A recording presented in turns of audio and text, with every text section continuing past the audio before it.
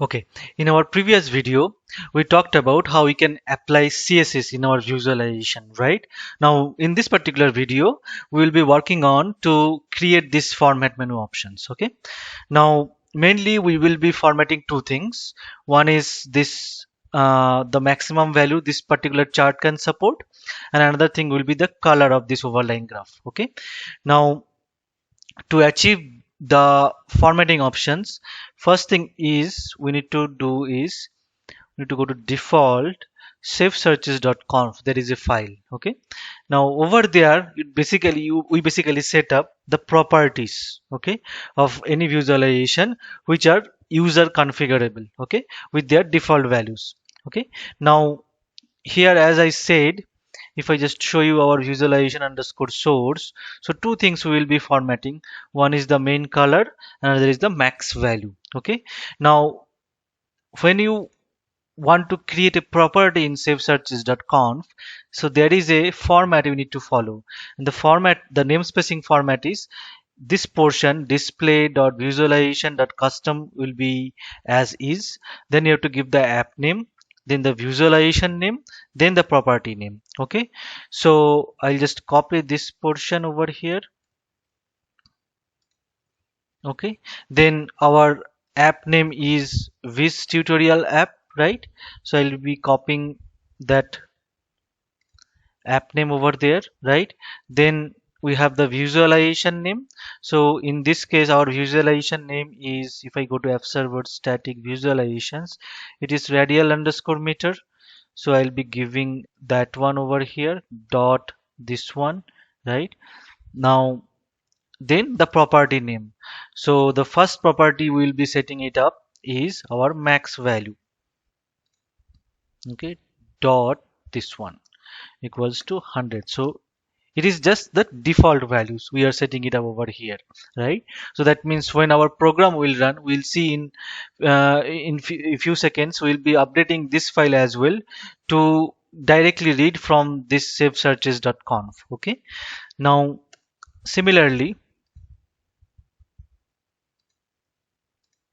this one, we have another one called main color, right? So we'll be setting it up this one. So I'll be giving the color code here. I think this is yellow one, so you'll just see how it's working. BC38, okay.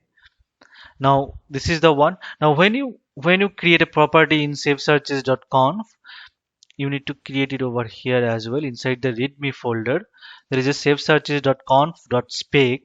Over there it is just you are giving the specification over there. So it will be something like this. You just copy it over there.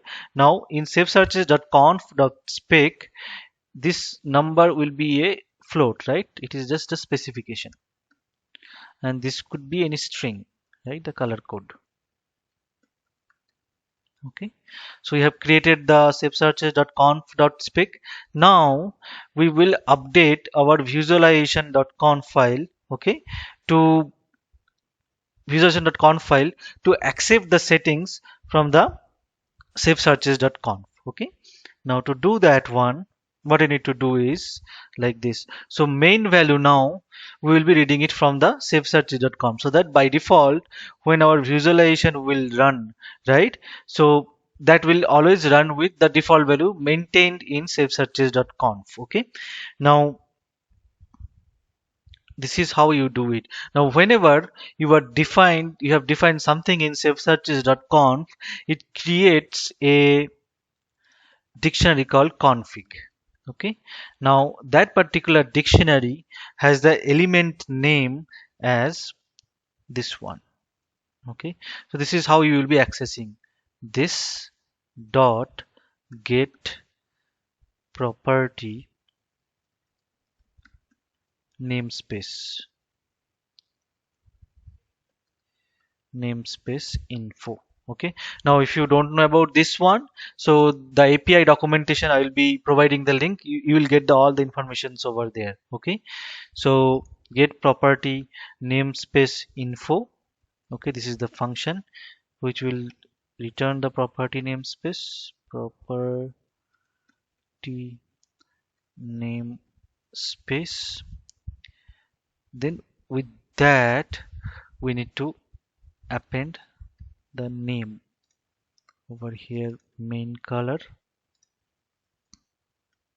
So this is max value, right? So it will be max value over here. So this will give me the value. This will basically give me the value of the max value property we have set it over there. Okay, so it's just a dictionary. Yeah, this is the one, right? Now think about it. If users are, we forgot to maintain something over here in safesearches.conf, in that case this particular code will fail, right? So in that case it is always good practice to fall back to our main value as well. So this is the or operator in JavaScript. Okay, either this one or this one, so that if you forget to update the safesearches.conf as well, your code will not fail. Okay, so this is always good practice. Similarly for main color as well, we'll be doing in the same way. Okay, so now currently we have set the main color as yellow. Okay, just to make it distinguishable. Okay, so it will be main color. Okay, or we'll have the same string. Okay, you can give code or you can give color name as well, anything is fine. Okay, so we have set it up over there. Okay, it has to be inside code. Okay, as it is a string. Okay, so we saw how we can read it out. Okay, let's see whether this guy is working or not. So to do that one, we will just build our visualization and we will delete our browser cache. Okay, now the Splunk will be logged off. We'll log in back again. Okay, see, this time it is loading with the yellow color one. Okay, so now if you see the same thing, you can do it from this format menu as well, right? So let us see how we can do it. To do that one, so there is a file inside the visualization. If I just go app server, static visualization, radial meter, there is a formatter.html. So that Splunk used that particular file to render that formatter menu option. Okay, now if I just go to the documentation, custom visualization, formatter API reference. Okay, now the formatter API reference supports lot of tags like control group, select, radio input, options. Okay, so that thing, and if I just go over here, if you see each and every form over here, it's basically corresponds to this one. If I just go to statistics tab, open format, if you see we have general and summary, right? So general you can think of it as a separate form, summary you can think of it as a separate form. Okay, so in that place the form tag is coming into picture. Now each and every form tag must be having class as Splunk formatted section. Okay, so this is important one, it has to be the same, and the label you can give any name over there, and that label will be coming up over here as well. Okay, now as we'll be doing it for our max value and main color, so we'll be creating two forms over there. One is the max value. Okay, so this is the first one we'll be creating, and the second one we'll be creating is dial color. Okay, so I'll be creating another form just to show you, like we can create two forms, dial color. Okay, so now this is our two forms. Now inside the forms, you have to, for max value, we'll be creating a text box, right? So that user can give a value over there. For dial color, we'll be creating a Splunk color palette. Okay, so that thing will be doing it. Now I'll just remove these guys. Okay, now inside this one, so there is a option called, if I just go to a reference, Splunk control group, it's a wrapper element for set of interface controls. So that means inside a form, whatever you want to create, any control like text boxes, drop downs, you need to do it inside this Splunk control group. Okay, now I'll just close the Splunk control group as well.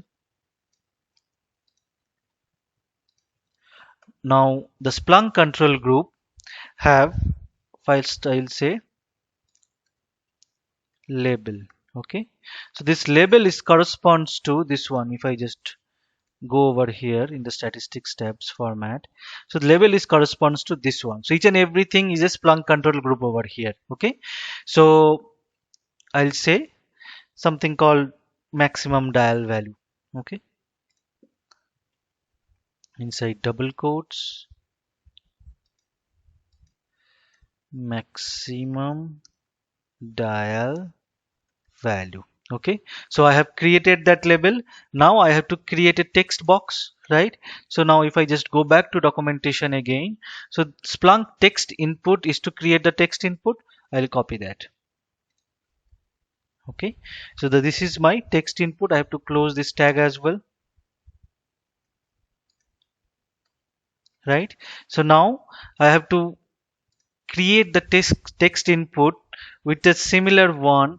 Now this is the thing over here, it has two properties. Okay, name and the default value.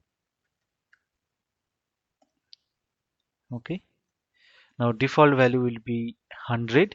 The name will be the same name as this guy over here. Okay, and if you see, this is a very long string, right? So Splunk also provides a shorter way to access this one. Okay, so to do that one, what you can do is curly bracket open open, curly bracket close close.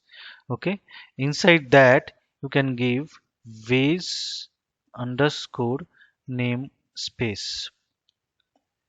Okay, ways underscore name space. Okay, now dot, so this guy will be corresponds to till this portion over here. Okay, then max value. Okay, so this is our max value input. Similarly, we will be creating a color palette. So I'll just copy the Splunk control group again in the second form. Okay, so this time I'll be giving the label as color. Okay, I'll close the Splunk control group. Okay, so now I have to create a color palette, right? So there is an option called Splunk color picker. Okay,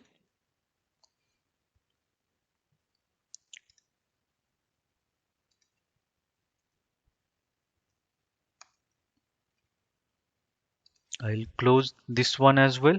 Now the color pickle same, I'll be giving the namespace.